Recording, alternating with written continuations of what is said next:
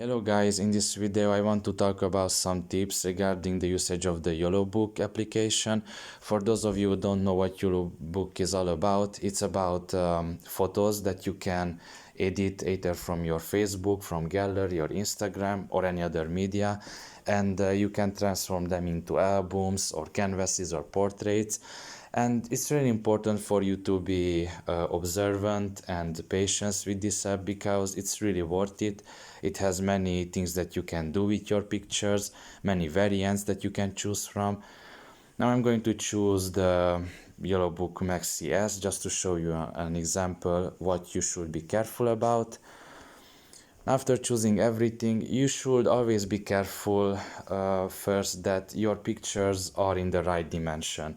To show you an example, probably here I have a picture. Yeah, it's a meme picture, but you can see that there is an exclamation mark stating that it's not in the right dimensions.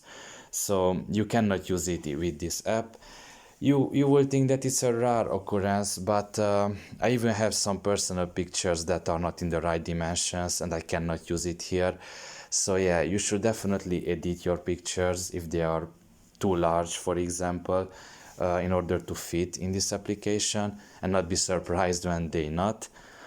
Other things into consideration that after you select all your pictures, you should be pretty patient about editing them because even the ones that I select need a lot of editing. You can see those black lines, up and down.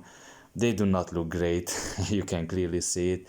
So yeah, that also takes a little bit of patience, but it's definitely worth it.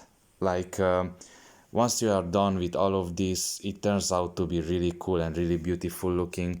Now, I just zoom in for an example. This is what I usually do with pictures. Sometimes it's enough, other times not so much, but in this case it is. You should definitely take your time with all the pictures that you select because it's worth the time. And finally, I should really mention before you begin with all of these that your pictures should be very high quality for this app because this app doesn't do wonders. So if you already beginning to use this app with low quality pictures, it's not going to turn out very well. So yeah, it's not really worth using this app if you don't have high quality pictures. That's what I'm trying to get at. But I'm sure that everybody has at least one picture that is high quality, so I definitely advise at the end of the day to use this app.